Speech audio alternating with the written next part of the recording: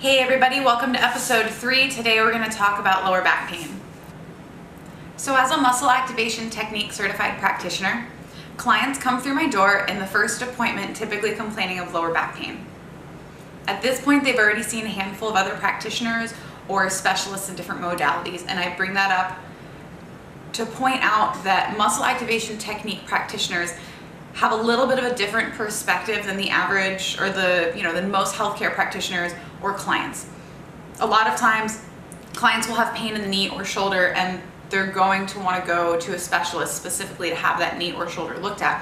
Where in MAT, we're going to look at pain as an indicator that there is an issue in your body, but not necessarily that the pain is at the point where the issue is at. So when the check engine light goes off in your car, it's telling you that there's a problem in your car, but it's not telling you where the problem's at. And you have two options that you can do. You can take your car to a mechanic and have the problem assessed and corrected, or you can put a piece of tape on the check engine light and ignore the problem and hope that it gets better and that the car doesn't break down.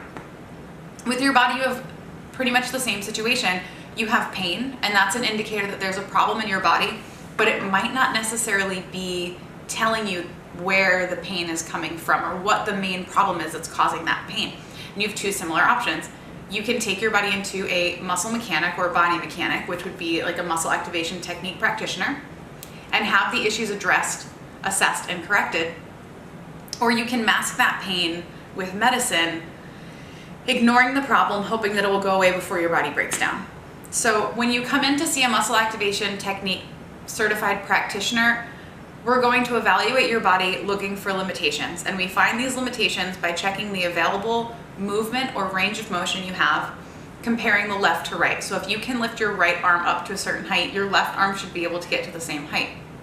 If your left arm cannot meet that height, then you have weak muscles in the left side. We call those limitations, and those weak muscles are going to be caused from stress, trauma, or overuse to any specific muscle.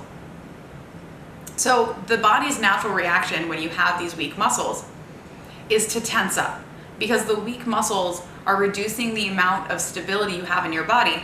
So your core, your back, your neck will tense up to try and provide that stability for you. It's the same thing as when you step on ice. Your whole body tenses up and your legs become very stiff as a way to try and protect you from slipping and falling.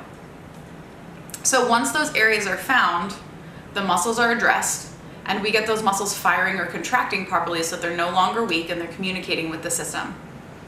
Once we get the system working properly and all of the muscles firing properly, everything just kind of lines itself back up and the body's able to do the job that it's meant to do.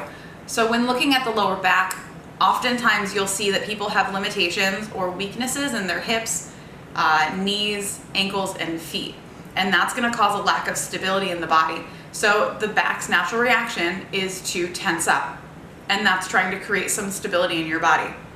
By addressing the muscles in your hips, knees, ankles, and feet, finding the muscles that aren't firing or aren't working properly, and restoring them back so that they can get their proper contraction, your body naturally relaxes, your back muscles naturally let go, and you're restored back to full function. So if you have any more questions about this, or if you're just interested about muscle activation technique as a whole, check out our information below. You can check out the website. Thanks for joining us today. I'd love to hear your stories in the comments, and we'll see you next time.